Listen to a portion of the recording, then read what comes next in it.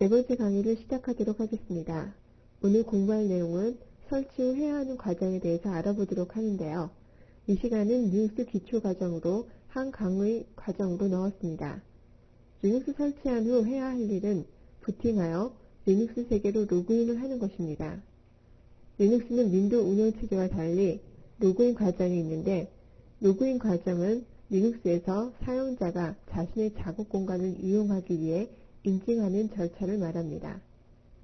리눅스를 로그인한 후에 시스템 과정을 마쳤을 때 리눅스 시스템을 종료하는 방법이 리눅스 처음 사용자에게는 매우 중요한 일입니다. 시스템 종료를 컴퓨터의 파워를 무작정 누르거나 리셋을 간단히 누르는 것은 리눅스 시스템에 나쁜 영향을 줄 수 있기 때문입니다. 또한 다중 사용자가 동시에 사용할 수 있으므로 그런 과정은 더없이 나쁜 영향을 줄 수 있습니다. 그래서 리눅스 시스템을 안전하게 사용하기 위해 시스템 종료하는 방법을 배워보도록 하겠습니다. 첫 번째, 리눅스 시스템 부팅 과정입니다. 리눅스를 설치한 후에 시스템을 다시 시작하게 되면 설치 과정에서 선택한 부트로드의 종류에 따라 부트로더 화면이 보여지게 될 것입니다. 이때 부트로더는 두 가지가 있어서 본인에게 맞는 것을 선택해 사용하도록 얘기했었죠.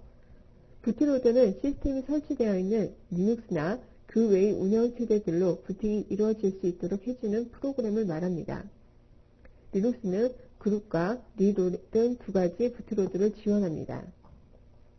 부트로드 화면에서 부팅하는 방법을 알아보면 리눅스를 부팅하는 방법은 부팅 과정 화면에서 엔터를 누르거나 일정 시간 키보드를 입력하지 않으면 자동으로 리눅스로 부팅이 이루어집니다. 윈도우와 같은 운영체제가 함께 설치되어 있다면 윈도우의 부트 정보가 표시될 것입니다. 윈도우로 부팅하려면 방향키를 이용하여 부팅하고자 하는 운영체제를 선택한 후 엔터키를 누르면 됩니다. 그러면 부트 커널 이미지 메시지 화면이라 불리는 화면이 보여지는데요. 리눅스로 시스템이 부팅될 때 제일 먼저 작동하는 것이 커널이라는 것입니다. 부트 커널 메시지 화면은 시스템의 하드웨어 정보를 보여주는데, 커널 메시지상에 나오는 하드웨어 정보를 커널에서 시스템의 하드웨어를 인식하여 그 결과를 보여주는 것을 말합니다. 리눅스 커널에 의해서 시스템 메시지가 출력된 후에 이니트 프로그램이 작동되어 여러 종류의 서비스들이 활성화되는 것을 볼 수 있을 겁니다. 이러한 과정을 시스템 초기화 과정이라고 합니다. 모든 메시지들이 출력되고 나서 리눅스의 로그인 화면이 나오게 되는데, 로그인 화면은 사용자의 시스템마다 각기 다르게 나올 수 있습니다. 로그인 화면은 X윈도우 환경 지원 여부에 따라 X윈도우 화면이나 텍스트 환경의 콘솔 로그인 화면이 뜨게 될 겁니다. 이제 두 번째 과정, 로그인에 대해서 좀 살펴보죠. 로그인이라는 것은 리눅스 시스템 작업을 하기 위해 사용자의 아이디, 비밀번호를 입력하여 리눅스 시스템 안, 즉 쉘로 들어가는 것을 말합니다. 간단하게 예를 들면 어떤 웹페이지에 저희가 접속을 했어요. 그런데 사용하기 위해서는 회원가입이라는 것을 요구하는 곳들이 많을 겁니다. 회원가입을 하고 난 다음에 정상적인 페이지를 접근하기 위해서는 아이디와 패스워드를 통해 인증을 받게 하죠. 그것과 똑같이 리눅스라는 에서도 로그인 과정이라는 것은 인증 절차를 거치는 것을 말합니다. 그 인증 절차를 거쳤을 때 시스템 안, 즉 쉘이라는 곳으로 들어가는 것을 말합니다.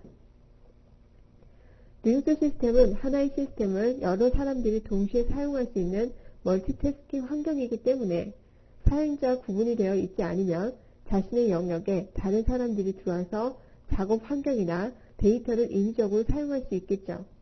그래서 다른 사용자가 자신의 공간이나 데이터들을 함부로 사용할 수 없도록 사용자마다 고유의 아이디, 패스워드를 부여해 해당 아이디를 가진 사용자만이 리눅스 시스템 공간을 사용할 수 있도록 하는 것이 로그인 과정입니다.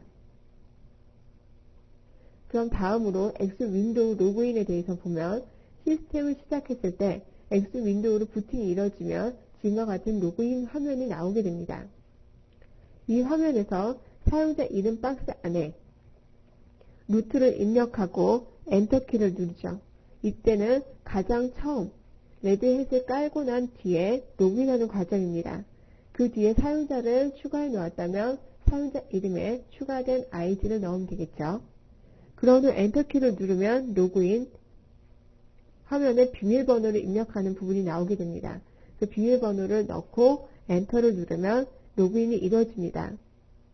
로그인 화면 하단에 있는 세션을 클릭하면 가운데 보여지는 부분이죠. 언어 세션 시스템이 되어 있는데 그중 가운데 있는 세션을 클릭하면 X 윈도우에서 사용한 오픈 데스크 환경을 선택하여 로그인할 수 있습니다. 다음이 콘솔 로그인과 로그아웃에 대해서 보도록 하죠. 레드햇 리눅스 릴리즈 9라는 메시지가 리눅스 시스템이 레드햇 리눅스 9 배포판이라는 것을 의미합니다. 지금 화면이 작아서 그러는데요. 처음에 뜨는 콘솔 화면에서 가장 위쪽에 보여지는 메시지입니다. 두 번째, 스리크라는 레드햇 리눅스 9 별명인데요. 그 별명이 보여지게 됩니다. 두 번째 줄에 보여지는 것이 커널 2.4.20-8 on i686이라는 것이 되어 있는데요. 이거는 9 커널 버전이 이렇게 된다는 것을 의미합니다. 그 중에 i686이라는 것은 설치되어 있는 시스템의 CPU 종류를 나타내는 것으로 아키텍처에 따라 i386, 486 등으로 표시되어 있습니다. 마지막에 보여지는 로컬 호스트는 여러분의 리눅스 컴퓨터 이름을 의미하는 것으로 리눅스 설치 과정 중에 네트워크 설정에 호스트 이름을 지정하지 않았을 때 로컬 호스트를 보여주고 이름을 지정하였다면 그 호스트 이름이 나타나게 됩니다. 그러면 로그인 콜론 뒤에 있는 프롬프트에서 로그인하는 방법을 알아보면 소문자 루트를 입력하고 엔터를 치면 패스워드 콜론이라는 리눅스 과정에 설치한 패스워드를 입력하면 됩니다.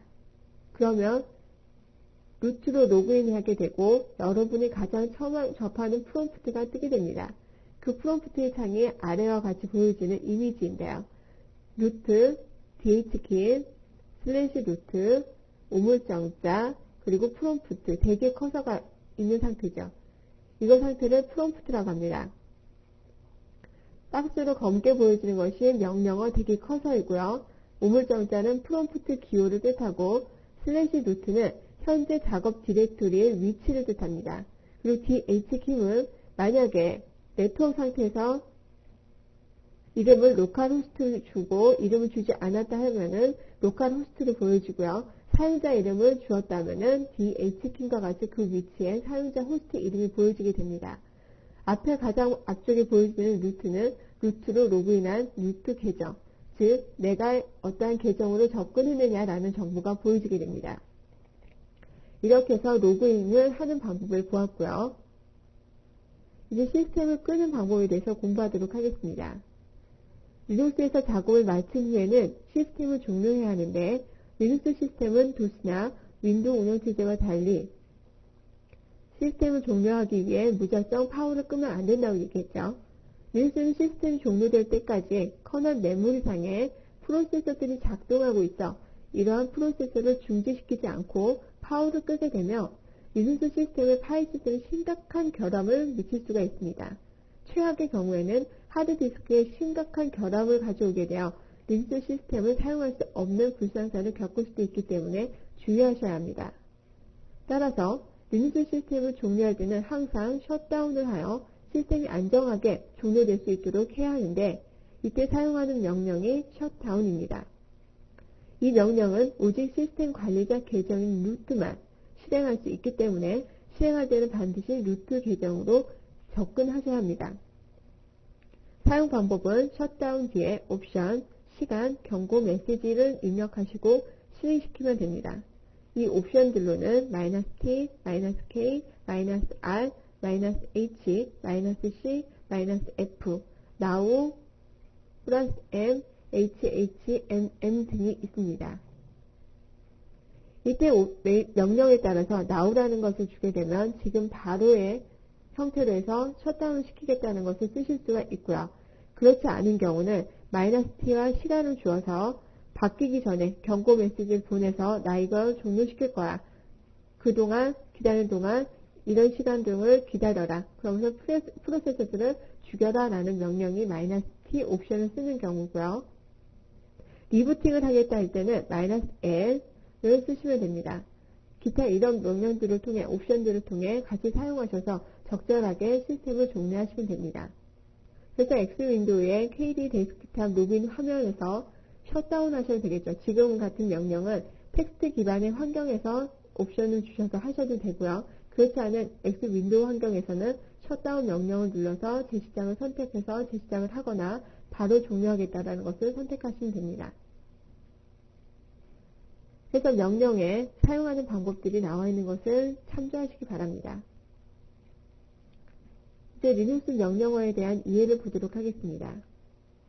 리눅스 실행 파일.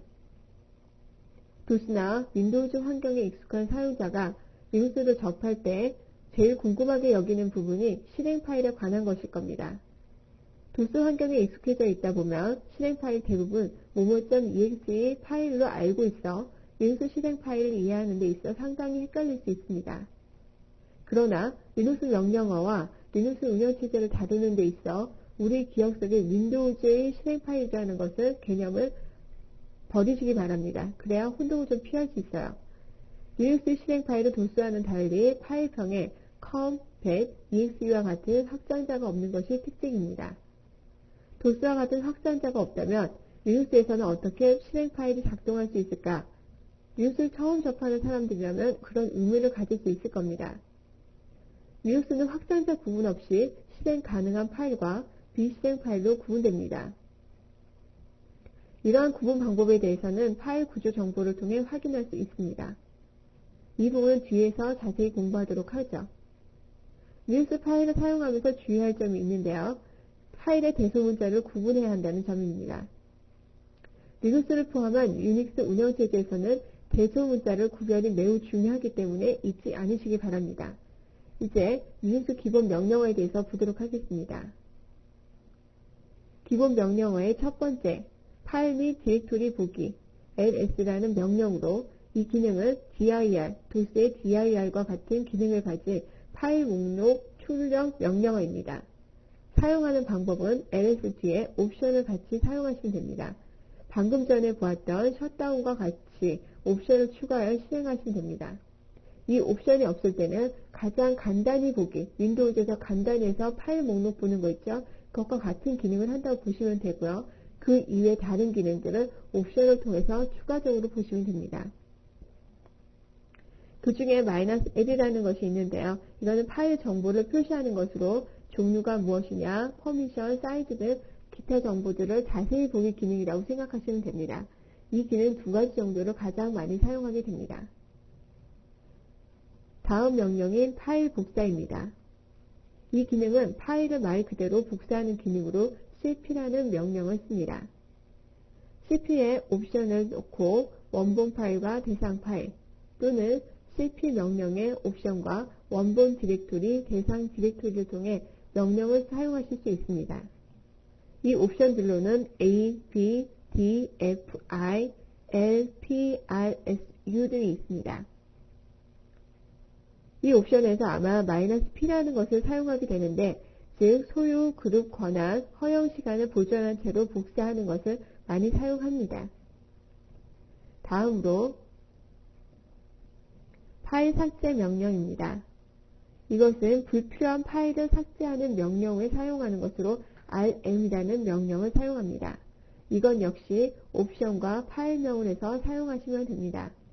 이 옵션으로는 -t, -f, -i, -r, -v가 있습니다. 디렉토리를 삭제할 때는 d를, 메시지를 주고서, 즉 윈도우에서 사용할 때도 파일을 지우려 할 때 정말 삭제하겠습니까? 라는 메시지를 묻고 있는 것들을 보셨죠. 그것과 같이 메시지를 갖다가 주고서 삭제할 것이냐, 또는 메시지가 없이 강제로 삭제할 것이냐, 그런 옵션들을 선택해서 적절히 사용하시면 됩니다. 이 파일을 삭제할 때는 rm 명령어를 사용한다는 것을 잊지 마시기 바랍니다. 다음으로 디렉토리 변경 cd라는 명령입니다. 이 명령은 도스에서도 사용해 보셨을 겁니다. 도스에서 사용했던 것과 같은 명령이라고 생각하시면 되고요. 현재 디렉토리에서 다른 디렉토리로 경로를 변경하고자 할 때 쓰는 명령어입니다. 그래서 디렉토리를 이동할 때는 cd 디렉토리명, cd의 슬래시 디렉토리명을 통해 경로를 변경하시면 됩니다. 이때 역슬래시를 도스에서는 사용했었지만 유닉스에서는 슬래시를 사용한다는 것을 잊지 마시고요. 사용 방법의 첫 번째 보여줬던 명령은 절대 경로라고 불려지는 명령이고요. 두 번째 슬래시가 있었던 것은 상대 경로라고 불립니다. 절대 경로는 새로운 디렉토리로 경로를 변경할 때 쓰이고요. 상대 경로는 현재 디렉토리 하위 디렉토리로 이동하고자 할 때 사용되는 명령입니다. 절대 경로를 이동할 때, 상대 경로에 이동할 때 적절히 두 가지 명령어를 잘 사용하시면 될 겁니다. 다음으로 디렉토리 생성 명령입니다. mkdir이라는 명령어를 사용하고요. 말 그대로 새로운 디렉토리를 신규 또는 추가로 만들고자 할 때 사용하는 명령입니다. 사용법은 mkdir 옵션 생성 디렉토리, 이때 복수 지정이 가능합니다. mkdir 옵션 생성 디렉토리 역시 절대 경로냐 상대 경로냐 두 가지 명령인 것을 아실 수 있죠. 이때 -p라는 옵션은 지정한 하위 디렉토리까지 한 번에 생성하려 할 때 -p라는 옵션을 줍니다. 디렉토리는 절대 경로를 지정해 상대 경로를 지정하여 생성할 수 있습니다. 두 가지 방법에 따라 절대 경로와 상대 경로를 지정할 수 있었죠. 역시 여러 개의 경로를 복수로 지정해서 사용할 수 있습니다. 단, 절대 경로는 마운트된 링스 시스템의 특정 디렉토리 내에서 디렉토리가 생성되고 상대 경로는 작업 디렉토리 내의 하위 디렉토리로 생성된다는 사실을 잊지 마시기 바랍니다. 이게 절대 경로와 상대 경로에 대한 개념이죠. 이제 다음 명령, 디렉토리 삭제입니다. 모든 것에 있어서 생성되어졌다면 삭제하는 부분도 있을 겁니다. 그런 부분으로 방금 전에 만든 디렉토리가 잘못 만들어졌을 때 이 명령을 통해 삭제하실 수 있겠죠. rm이라는 것을 통해 파일 삭제나 디렉토리 삭제할 수 있었던 rm이라는 명령을 뒤에 dir이라는 것을 통해 이것이 디렉토리 삭제 명령이구나 라고 하실 수 있습니다. 이것은 생성된 디렉토리를 삭제하는 명령이고요. 사용법은 역시 상대 경로와 절대 경로로 두 가지 형태의 명령으로 사용하실 수 있습니다. 이때 옵션은 생성과 같이 -p라는 옵션으로 지정한 하위 디렉토리까지 한 번에 삭제할 수 있는 옵션이 있습니다. 다음은 파일 옮기기 mv라는 명령입니다. 이 기능은 다른 디렉토리로 이동하거나 다른 이름으로 바꾸고자 할 때 사용되어집니다. 이 사용법은 mv 뒤에 옵션 원본 파일 대상 파일 mv 옵션 원본 파일의 원본 디렉토리가 될 수 있죠. 그 디렉토리를 또는 파일을 디렉토리로 이때 옵션은 -p, -f, -i, -u, -v가 있습니다. 이 옵션들을 통해 백업을 하고 만들 것이냐 강제로 삭제하고서 옮길 것이냐 그런 기능들을 적절히 사용하시면 될 겁니다. 이 mv 명령어는 파일을 옮기거나 다른 이름으로 변경할 경우에 사용됩니다. 즉 파일의 이름 바꾸기로도 같은 형태로 사용할 수 있다는 거죠. 또한 파일을 옮기거나 다른 이름으로 변경될 때는 항상 원본 파일이 삭제됩니다. 이것이 cp 명령어와의 차이점입니다. cp 명령어는 오직 다른 이름으로 복사되거나 다른 경로로 복사되어지죠. 이때 원본 파일은 항상 보존되지만 mv는 말 그대로 옮기기니까 원본 파일이 삭제되고 옮겨지게 됩니다. 그래서 안전하게 보존하고자 한다면 cp 명령어를, 완전히 옮기고자 한다면 mv 명령어를 쓰시면 됩니다. 여덟 번째, 디스크 용량 확인 명령으로 df 명령입니다. 하드디스크 용량이 얼마나 남아있는지 확인하는 명령이고요. df라는 명령 뒤에 옵션을 사용하면 됩니다. 이 옵션에 -a, -i, -k, -t, -t 이 두 가지는 대문자와 소문자에 따라 약간 정보가 틀려지죠. "-h라는 옵션을 사용합니다. 이건 역시도 사용자가 보고자 하는 종류에 따라 용량이 남아있는 것의 어떤 부분을 보고자 하는 것에 따라 옵션을 적절히 사용하시면 됩니다. df 명령어는 현재 사용하지 않고 남아있는 하드디스크의 공간 상태를 알려주는 명령어입니다. 파일 시스템의 종류를 지정하지 않으면 현재 마운트되어 있는 파일 시스템에 대해 남아있는 디스크 정보를 보여주고요. 디스크 용량은 디폴트로 1kb로 표시합니다. 9번째, 디스크 사용량 확인에 대해서 보도록 하겠습니다. du라는 명령은 사용한 디스크 용량에 대한 정보를 제공합니다. 사용법은 du 옵션을 해서 명령을 실행시키면 됩니다. 이 옵션은 -a, -k, -m이 있습니다. 해당 경로에 대한 사용한 디스크 용량을 표시하는 것이 -a고 k는 용량 표시 단위를 킬로바이트로 표시하며 -m은 용량 표시를 메가바이트 단위로 표시합니다. 이건 특정 디렉토리에 관한 사용 용량들을 알 수 있는 명령 중의 하나입니다.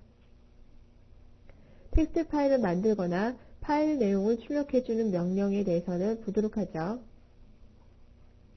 즉, cat이라는 명령으로 파일의 내용을 출력해주는 명령입니다. 텍스트 파일을 만들 수도 있고 내용을 출력해줄 수도 있습니다. 이 사용법은 cat의 옵션에 파일 이름을 적어주시면 됩니다. 옵션으로는 -e, -b, -n, -t, -v, -e, -t 이런 옵션들을 통해 사용자가 사용하고자 하는 부분을 적절하게 선택하시면 됩니다. cat 명령어는 파일의 내용을 보거나 간단한 텍스트 파일 또는 스크립트 파일을 만들 때 사용되는 것으로 vi 편집기만큼 리눅스에서 텍스트 파일을 만들 때 많이 사용되어집니다. 그 사용 방법을 보면 cat 뒤에 파일을 표시한 꺽쇠 기호와 파일명을 적어주시고 입력하고자 하는 내용을 넣어주시면 됩니다. 그리고 저장하기 위해서는 Ctrl D키를 눌러 저장합니다. 여기서 보여지는 꺽쇠는 일명 리다이렉션이라고 불려지는 기호인데요. 이것은 출력이나 입력의 내용의 방향을 지정하는 방향 지시자의 의미로 사용됩니다. 리눅스에서 cat 명령으로 비교적 간단한 파일을 만들 경우에 지금 보여지는 예제처럼 꺽쇠 기호를 사용하시면 됩니다. 리다이렉션을 사용하면 되고요. 그것을 사용하고 입력에 대한 출력을 지정하면 됩니다. cat 명령어의 기본 입력은 키보드, 출력은 모니터가 됩니다. 여기서 출력의 방향을 지시하는 의미로도 이 리다이렉션을 사용하는데요. 파일명을 적음으로써 키보드로 입력하는 내용을 지시된 파일에 저장하는 것이다 라는 것을 뜻하게 되죠. 리다이렉션 기호에는 방향을 지시하여 기존의 파일을 무시하고 절대적으로 파일을 생성하는 것과 추가하는 기능을 가지고 있는 것이 있습니다. 즉, 리다이렉션 기호가 하나인 경우에는 무조건 파일을 만드는 것이고 기호가 둘이면 기존의 파일에 데이터를 추가하는 것을 뜻합니다. 이러한 기능들은 간단한 파일을 만들고자 하는 경우 번거롭게 vi 에디터를 실행해서 파일을 만들지 않아도 되는 장점을 가지고 있으나 아쉽게도 편집 기능이 없는 것이 단점입니다. 다음 명령으로 파일 찾기 명령을 보도록 하겠습니다. 이런 기능들은 굉장히 많이 쓰고 있는 기능 중에 하나입니다. 어떠한 파일을 찾으려 할 때 어느 위치에 있는지 정확히 모를 때는 이 명령을 통해 찾을 수 있습니다. 사용법은 파일, 그리고 경로, 옵션, 파일명입니다. 옵션으로는 어드민의 n, A타임의 n, C민의 n, C타임의 n, empty, name의 패턴, your 파일들이 있습니다. 이 옵션도 역시 보여지는 표를 참조하셔서 본인이 사용하기에 적절하게 사용하시면 됩니다. 또는 help라는 것을 통해 명령어들을 참조하셔서 사용하셔도 되겠죠.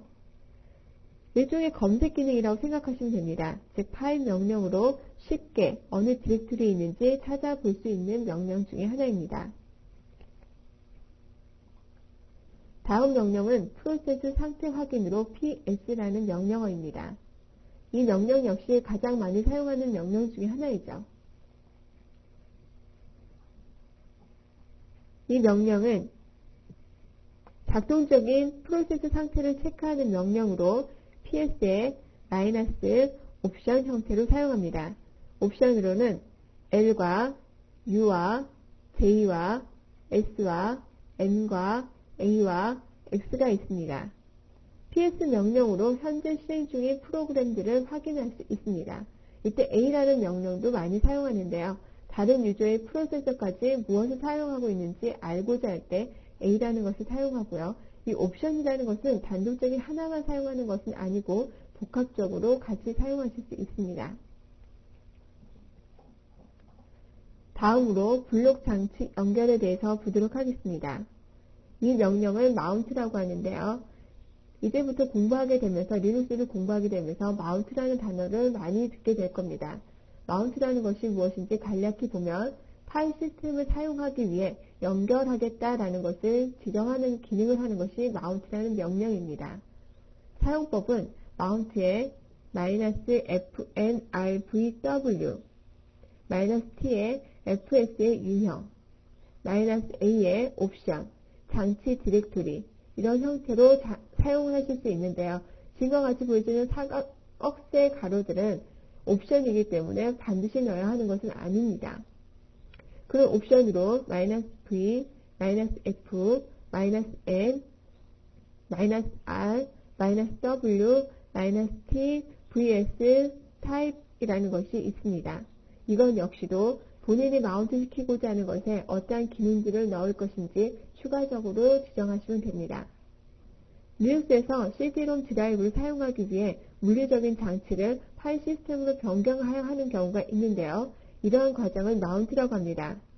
물리적인 장치, 하드디스크나 CD-ROM, 플로피 디스크를 파일 시스템으로 변경할 때 이 마운트 명령이 아주 유용하게 쓰실 수 있습니다. 다음으로 MS-DOS 유틸리티 사용법에 대해서 보도록 하죠. 이 명령은 MS-TOOLS라는 명령으로 MS-DOS에 관련된 유틸리티를 사용하고자 할 때 쓰는 기능 중에 하나입니다. 이 종류는 mdir, mcopy, mcd, mformat, mrd, mread, mran, mtype, mwrite와 같은 종류들에서 사용되어집니다. 이것은 도스 상태에서 리눅스 파일을 읽거나 백업을 원할 때 도스용 플로피 디스크에 파일을 저장하거나 또는 도스 파일로 리눅스로 복사하고자 하는 경우가 많을 것입니다. 이러한 데 사용되어지는 명령이 MS-TOOLS라고 사용하시면 됩니다. 다음으로 파일 시스템 만들기 명령으로 nkfs라는 명령입니다. 이것은 리눅스 파일 시스템을 만드는 명령이고요. 사용법은 nkfs의 -t의 어떠한 형태로 fs의 -옵션과 장치명 블럭을 선택해서 사용하시면 됩니다. 이 옵션에 대한 것은 헬프 명령을 통해 더 자세히 보실 수 있을 겁니다. 이 nkfs라는 명령어는 하나의 드라이버 장치를 리눅스 파일 시스템으로 만들 경우에 사용하는 명령어입니다. 도스에서는 디스크를 포맷할 때 포맷 명령어를 사용하는데요. 이 명령은 하드디스크 파티션을 리눅스 파일 시스템으로 포맷하는 것이라고 생각하면 됩니다. 다음으로 파일 시스템 점검 명령입니다. fsck나 e2fsck 이 명령들은 리눅스 파일 시스템을 점검하고 복원시켜주는 명령으로 사용법은 fsck-t 파일 시스템 유형과 파일 시스템을 실행시키시면 됩니다. 이 명령은 시스템이 부팅 시에 파일 시스템으로 자동적으로 체크하고 파일 시스템이 손상되었을 때 fsck라는 명령으로 이러한 것을 점검하고 복구합니다. 리눅스 시스템을 정상적으로 종료하지 않았을 때 그런 상태 종료가 되어지면 실행 중인 프로세스가 중단되지 않아 리눅스 파일 시스템에 손상을 입게 될 것입니다. 이 경우 다시 전원 스위치를 넣어 부팅하게 되면 커널 부팅 과정 중 파티션을 확인하는 부분에 이 명령어가 자동적으로 작동되는 것을 볼 수 있습니다. 만약 커널 부팅 과정에서 자동적으로 파티션 결함을 복구하지 못한다면 부팅이 완료된 후에 수동으로 복구해야 하는데요. 이때 이 명령을 수행하면 됩니다. 그러면 파일 시스템을 복구하실 수가 있겠죠. 마지막으로 시스템 사용자 확인하기 후라는 명령에 대해서 보도록 하겠습니다. 현재 시스템에 접속한 사용자를 확인하고자 할 때 사용하는 명령입니다. 사용법은 후라고 해서 명령어를 실행시키면 됩니다. 이때 옵션을 사용할 수도 있는데요. -i, -n, -q, -w, -t와 같은 명령 옵션들을 사용하시면 됩니다. 이 명령은 현재 시스템을 사용하고 있는 계정 사용자들을 확인하는 명령으로 후 또는 w라는 명령을 사용합니다. 간단히 후 명령을 실행하면 현재 쉘 사용자를 확인할 수 있습니다. 마지막으로 명령어를 하나 더 보도록 하죠. 프로세스 죽이기라는 킬 명령입니다. 아까 프로세서를 확인하는 명령이 ps라는 것이 있었죠. 그때 프로세서가 어떤 특정한 프로세서가 리눅스라는 시스템을 많이 차지하고 있다. 또는 성능에 저하를 주고 있다. 또는 정상적으로 동작하지 않는 프로세서가 있다고 할 때 그 프로세서들을 내려줘야 되겠죠. 그런 내려주는 명령이 kill 명령입니다. 그때 재활성하거나 완전히 죽이고자 할 때 이 명령을 사용할 수 있는데요. 그 중에서도 옵션을 선택하면 됩니다. 옵션은 -1과 HUP라는 것과 -9 활성화하겠다, 죽이겠다 라는 옵션을 적절히 사용하시면 되겠죠. 즉, 프로세서를 죽이거나 다시 띄우고자 할 때 이 kill 명령어라는 것을 사용하면 됩니다. 이번 시간에는 리눅스에서 사용하는 명령어에 대해서 자세히 살펴보았습니다. 수고하셨습니다.